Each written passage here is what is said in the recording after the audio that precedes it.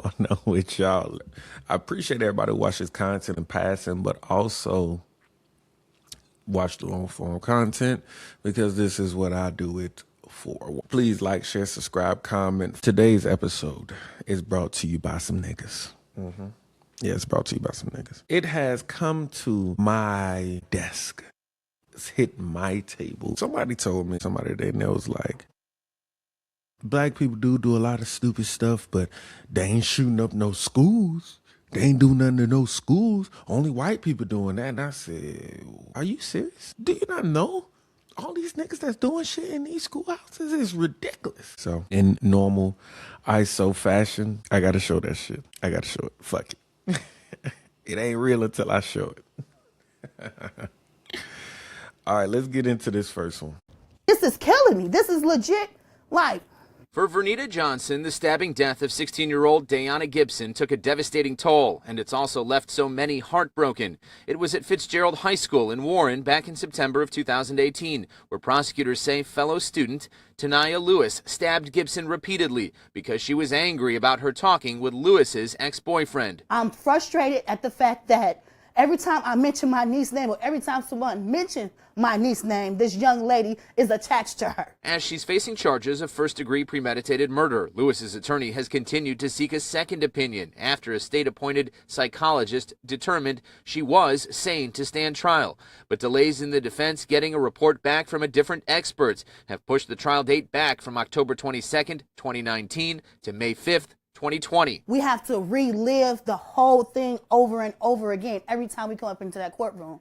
The Macomb County prosecutor says he also shares in some of the same frustrations as the family in having to wait and see this trial date postponed. It certainly sounds like we're having trouble getting the experts to actually do their job. When a judge grants money for an expert in June of 2019, and here we stand on the precipice of February of 2020, we should have a report by now and we should be getting ready for trial. Smith says his team is eager to give the family the justice they deserve. In the meantime, the defense attorney is still seeking an opinion. His client was not sane at the time, despite her allegedly making the decision to bring a knife to school.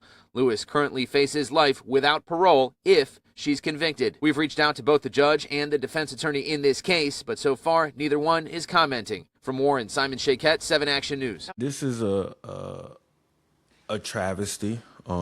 Girl ended up getting convicted a couple years back. But this just goes to show you the theme of violence that's always been a part of our culture, even when it comes to schools. It's been plenty of school shootings where I come from, all done by niggas. It's been plenty of killings and murders and all done by niggas. And they are under the illusion, and I'm telling the audience this, right? I'm really telling the audience this. I'm letting you know, black people or white people or Asian people, whatever. Black people are under the notion that we are less criminally violent than white people for some apparent reason. For some apparent reason. Meanwhile, we have our little girls, our daughters can't go to school because if they like a boy and the boy likes them and he had a girlfriend, the girlfriend might come and kill him. We all know that this is the case in the black community. We all understand that this is a situation that happens daily. It's happening to our children in school. Our children aren't even safe being in school and dating. It's crazy. It's crazy. But let's get this shit going. Dreams of graduation, dreams of the future, shattered in just an instant.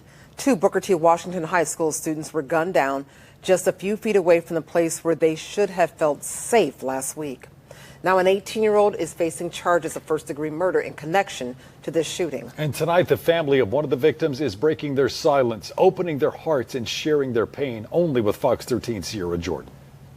I am just steps away from Booker T. Washington High School. Friends and family created a memorial right here to honor the lives of the 2 students who were shot and killed last week. Now I was able to speak to the sister of one of the victims, and she told me her younger brother, Christian Brown, will not get a chance to fulfill his dreams. We had plans, we talked about him going to the Navy. Janice Brown told Fox 13 her brother's dreams of joining the Navy were cut short. He's getting ready to graduate. It was his, It was his prom.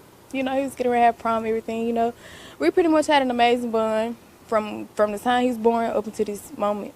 Last Thursday, Memphis police say 17-year-old Christian Brown and his friend, 18-year-old Darius Wadley, were gunned down by 4 men just steps away from Booker T. Washington High School in South Memphis. Memphis police have 1 suspect in custody. 18-year-old Valdemar Patterson is facing first-degree murder charges, but investigators say they're searching for the other suspects involved.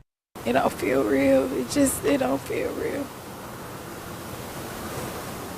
Instead of preparing for graduation, Christian's family is now planning a funeral. Brown says all that's left are memories and an absence she'll feel for the rest of her life. I'm still going to fulfill most of our plans. I'm just going to make sure he lived through me as I do that. I'm continuing to stay strong just because I know that's what he would have wanted. If you have information that could help police, please reach out to Crime Stoppers at 901-528-CASH. Now coming up, more from the family about Christian Brown. In South Memphis, Sierra Jordan, Fox 13 News.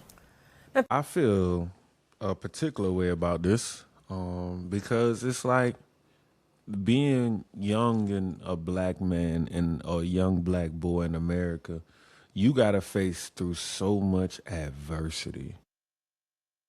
So much adversity just to get gunned down outside your school. Just to get gunned down still?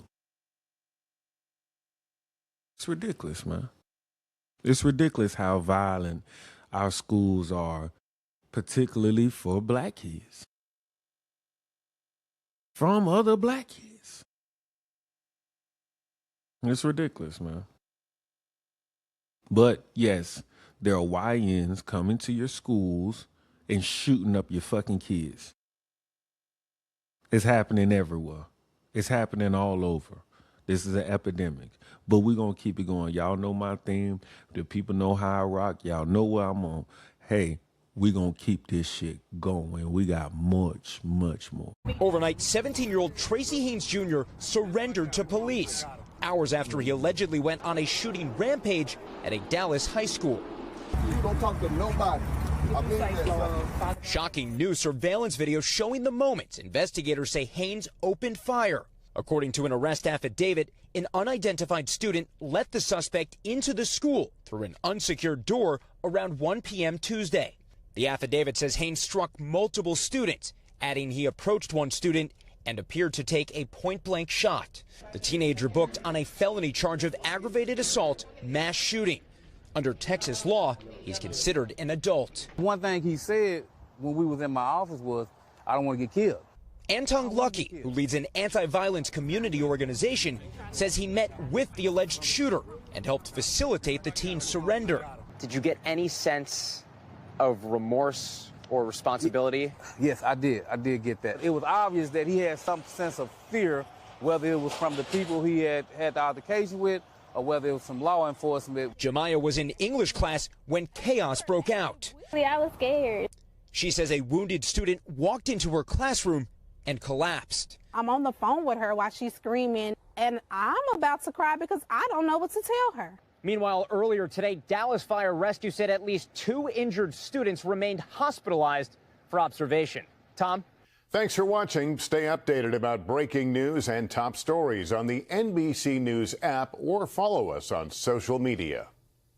Bet you ain't never heard of that. I bet you ain't never heard of half these school shootings. And if I made a video about the school stabbings, we'll be here all day. Hell, if I made a video about the school shootings, we'll be here all day. I had to limit it myself. Crazy.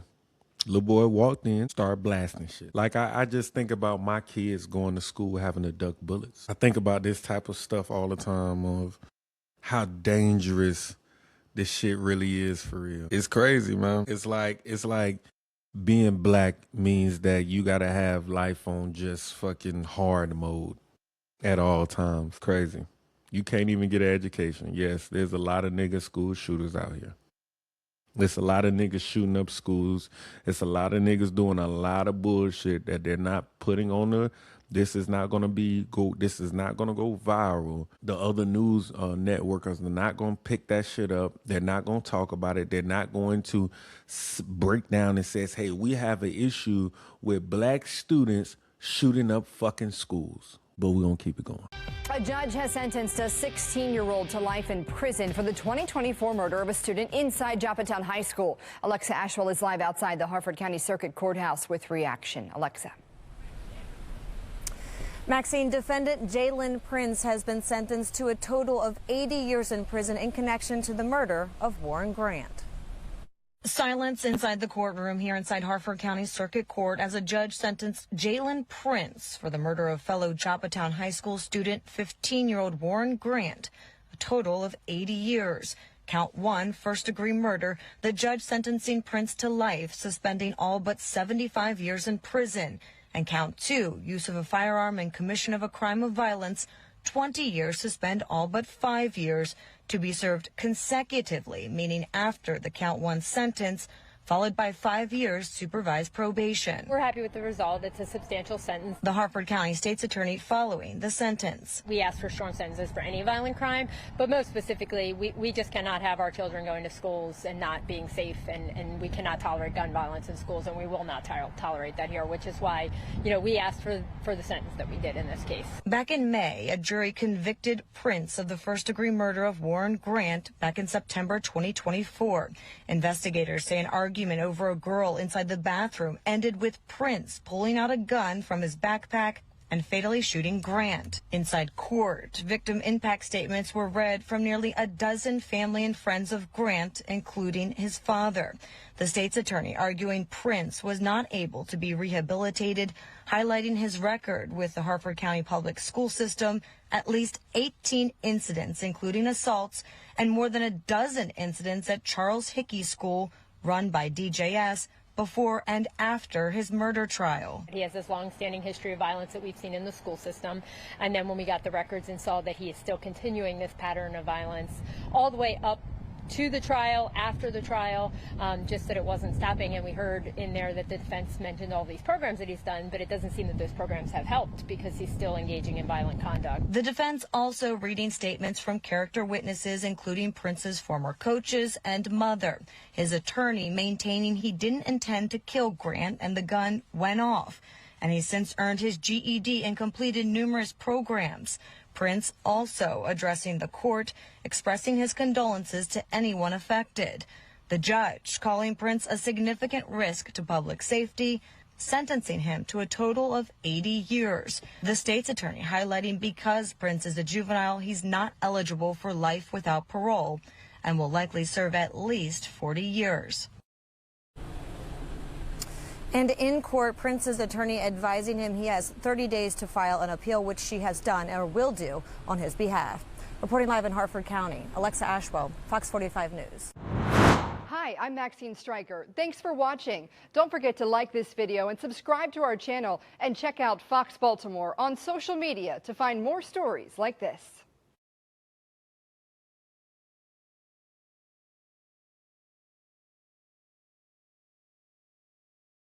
These motherfuckers is violent, man. These motherfuckers is dangerous, man. Yes, you got to be scared of your kids in school. These little niggas is shooting shit up. They're bringing guns to school. They're bringing knives to school. They're stabbing your kids with scissors. Yes, niggas is doing this shit too. Yes, absolutely. It's interesting.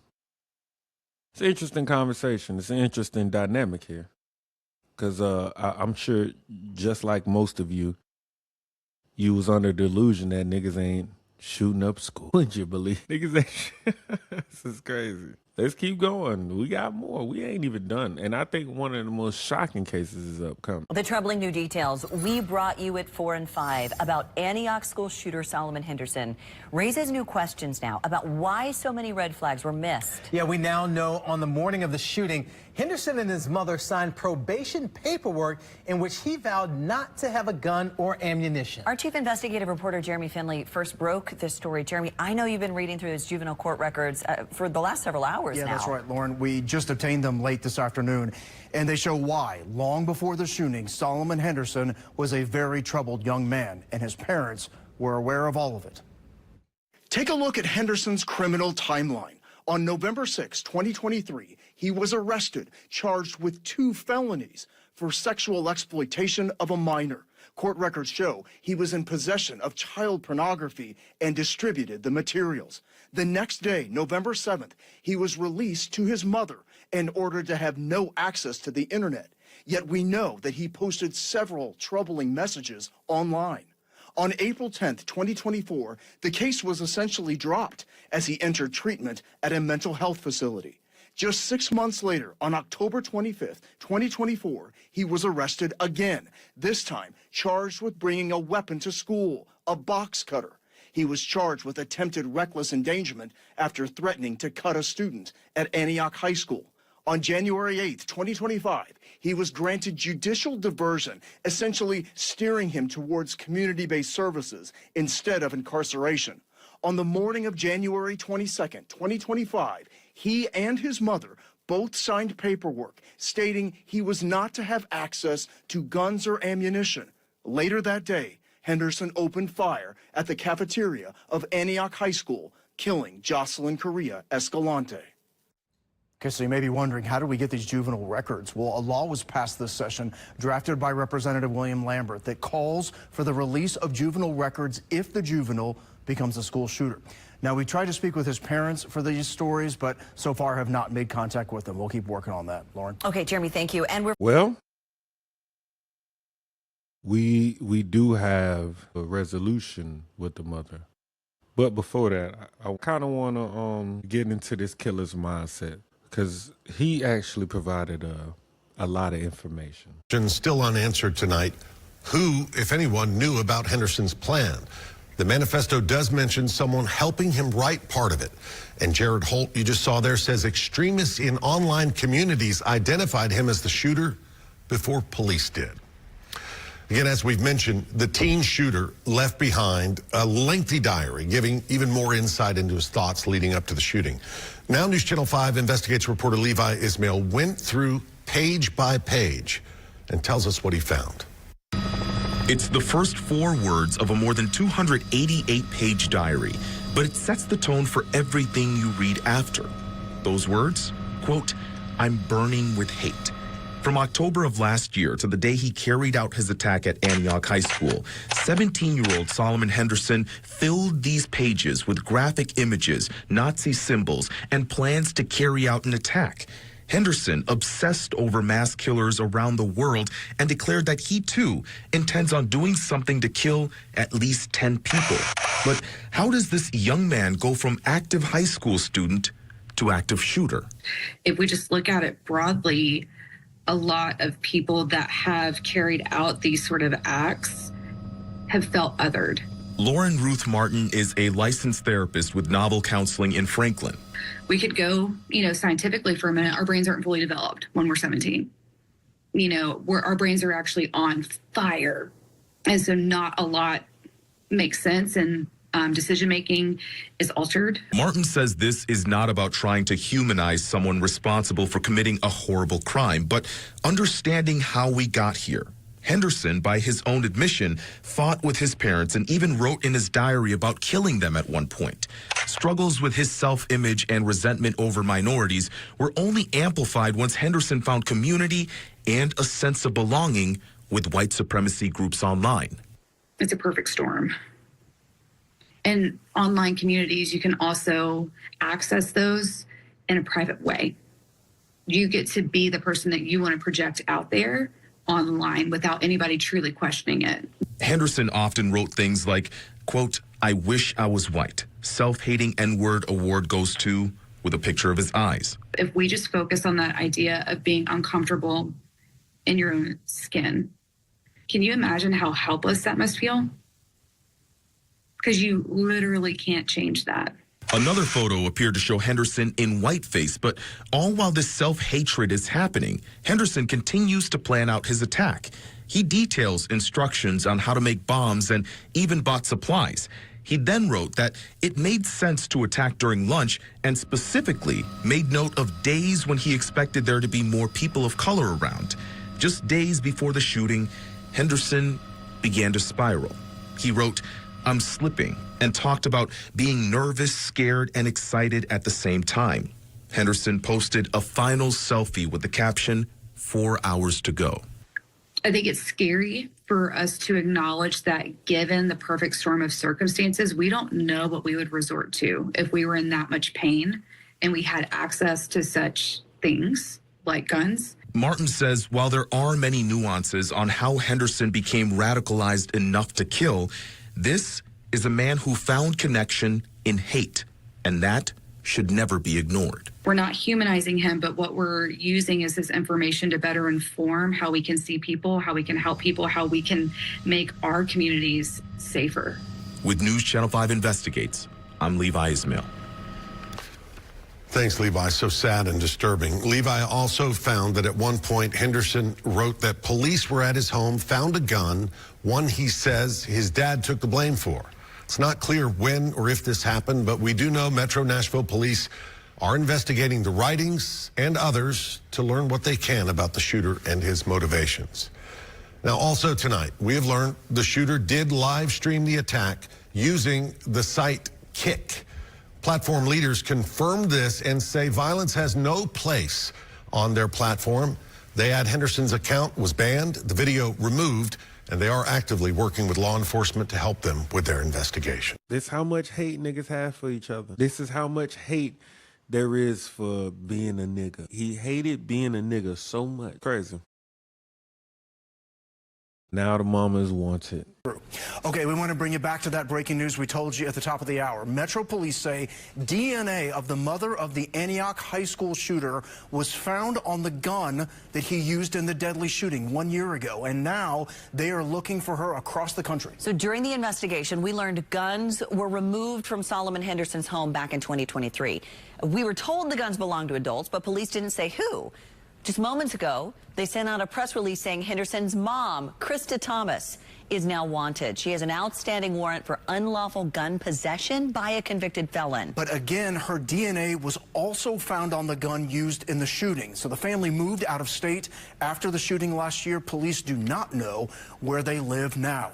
It's crazy. The whole situation is sad. I'm just showing you how dangerous it is for our students in school. Fighting, getting stabbed, getting shot.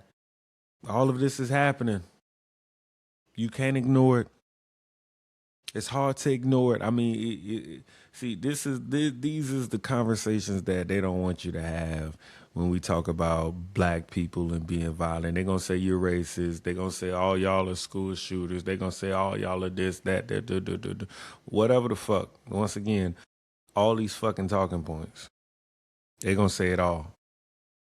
How you deal with all of these instances, how do you deal with, and once again, if I really showed y'all, I could be here for days. All of the bullshit that's happening everywhere, come on.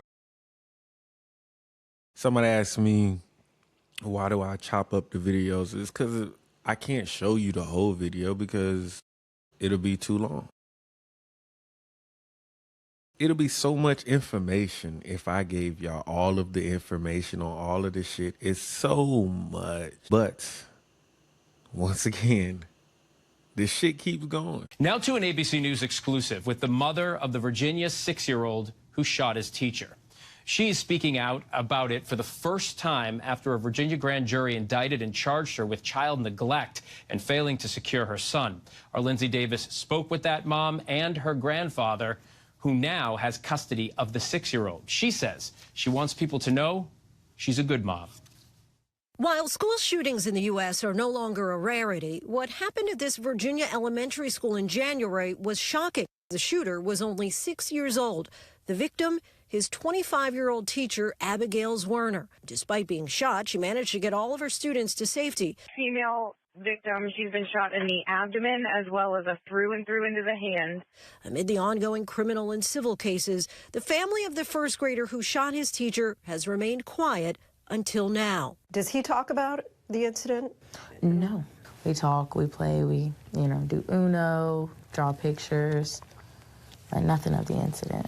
Deja Taylor says she was stunned on January 6th when she got a phone call that there had been a shooting at her child's school. I wasn't even able to get dressed. I ran out in PJs to the school. Has he processed the magnitude of what happened? Well, in my opinion, he processes the events leading up to it. He talks a lot more about the day before or the 2 days before than he does about January 6th. You released a statement shortly after the incident, and I just want to quote it. You said, "Our son suffers from an acute disability and was under a care plan at the school that included his mother or father attending school with him and accompanying him to class every day. The week of the shooting was the first week when we were not in class with him." What can you tell us specifically about your son's disability? He has ADHD. Some are able to have it at a very mild rate, but he's off the wall, doesn't sit still, ever. And why did the school decide that it was no longer necessary for the family to be in class? Because we ended up working with another doctor. He had started medication, and he was meeting his goals academically. Had your son ever spoken about hurting the teacher, or was there anything, any angst that he had against her? No, he actually really liked her. I will say that week he did come home and he was talking, a lot about how he felt like he was being ignored. So he would come home and, "Mom, I don't think that she was listening to me. I didn't like that." And then actually he ended up getting suspended the next day because he was in class. He was trying to tell her something. And she asked him to go sit back down. He threw his arms up, he said, "Fine." And when he threw his arms up, he knocked her phone out of her hand on accident. And he got suspended for that. Zwerner did not respond to ABC News' request for comment, but in a lawsuit, she says the student slammed the cell phone on the ground so hard that it cracked and shattered. She's now filed a $40 million lawsuit against the Newport News School District and Rich Neck Elementary officials, claiming they ignored multiple warnings about the student's behavior and concerns that he had a gun. According to the suit, the child had a history of random violence and that he attacked students and teachers alike, both in and out of school. Is that description accurate?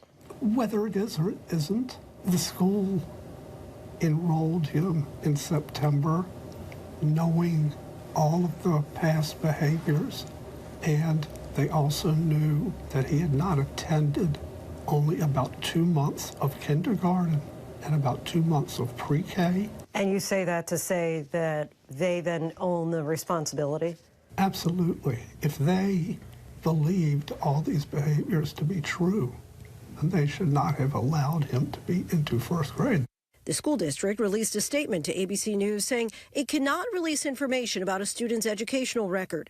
And last month, the district filed to dismiss Zwerner's suit, arguing her injuries fall under workers' compensation.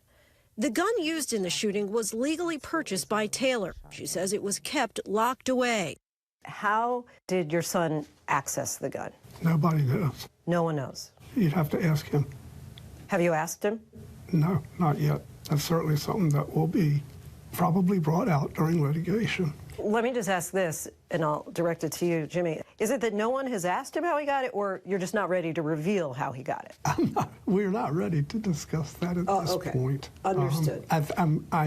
Yes, people have talked to him about that. I don't know that any adult knows exactly how he got the gun. Was the gun locked somewhere? It was locked somewhere. Mm-hmm. In April, Taylor was charged with a felony count of child neglect and a misdemeanor count of recklessly leaving a firearm as to endanger a child. Her trial is set for August. What was your reaction to those charges? I am not sure. It was shocking. It still is a little shocking. Do you feel in any way responsible for the shooting? Yes, of course.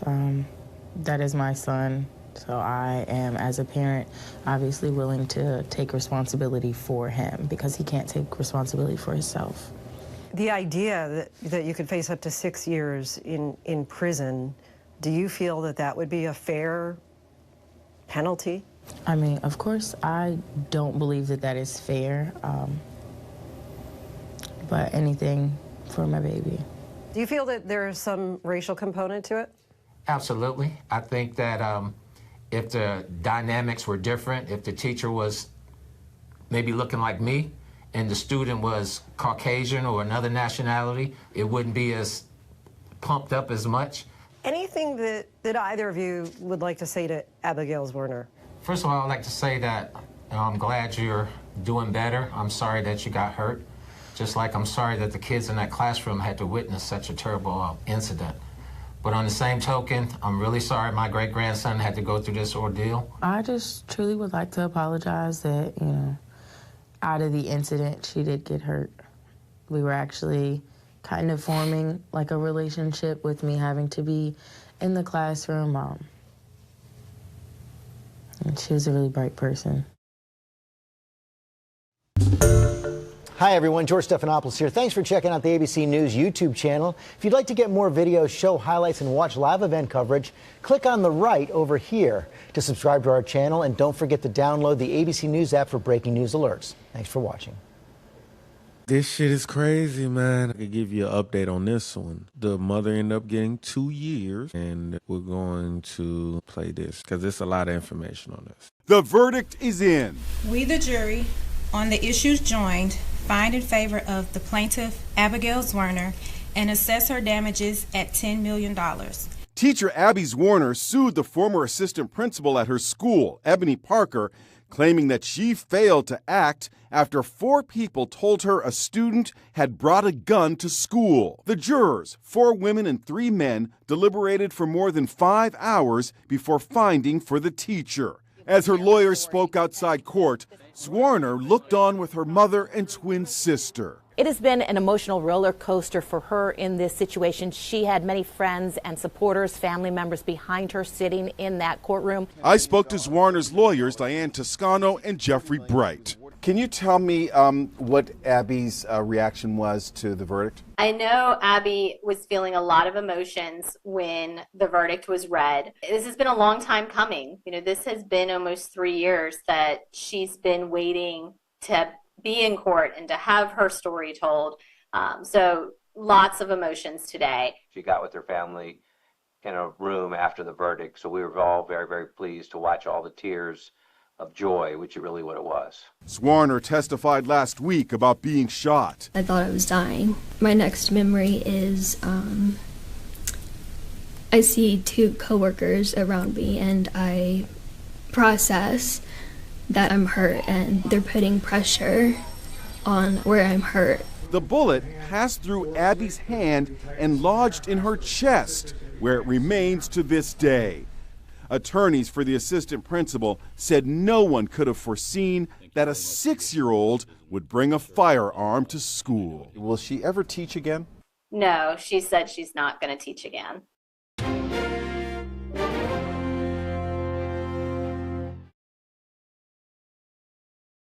So she was awarded $10 million, and the assistant principal, which was a black woman, was. Charges against the former assistant principal at a Virginia school where a first-grade teacher was shot by a 6-year-old student last year.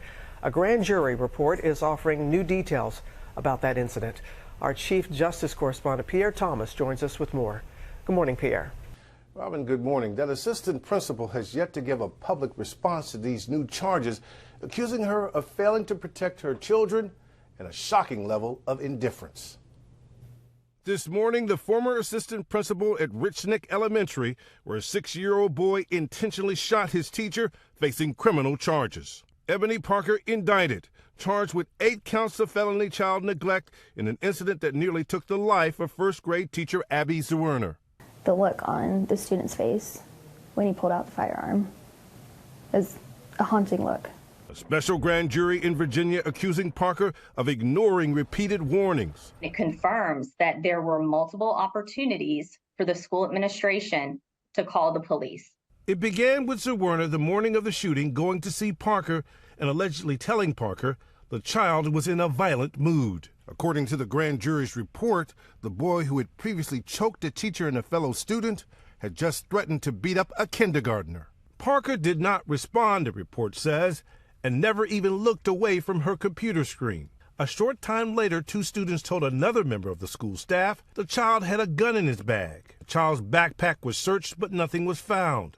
The grand jury says Zerwerner, still worried, told colleagues she thought she saw the boy put something in his pocket, which was also told to Parker. Still, no expansive search or pat-down. Then after recess, one of the boy's friends came up to another teacher and told her the child had a gun and showed him the bullets. At 1:58 p.m., according to the grand jury, the boy turned to Zerwerner, pulled a gun out of his pocket, and at less than 6 feet away, pulled the trigger. It was preventable. That's just what is heartbreaking. It could have been worse. According to the grand jury, the gun had 7 more bullets but jammed.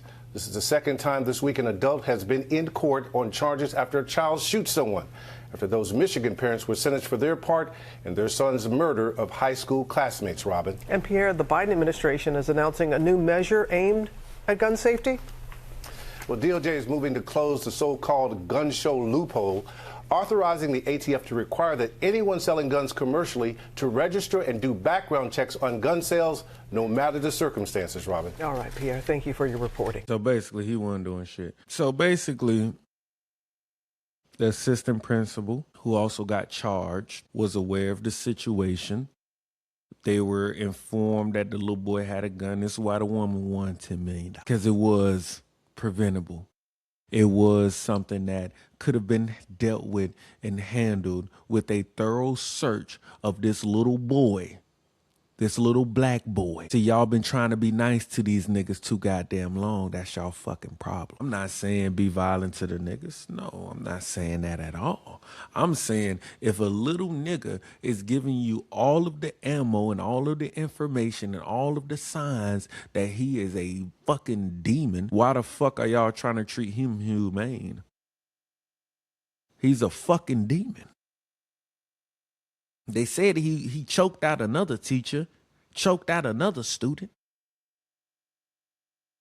He's a fucking hellion. Most of these motherfuckers that we've talking about have been hellions.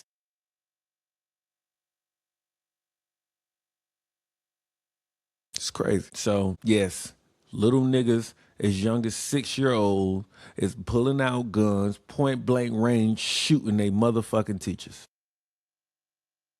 Just because they don't like the way shit is going. Yes, this shit is happening in real life. Niggas is doing this. And I'm out. Wow.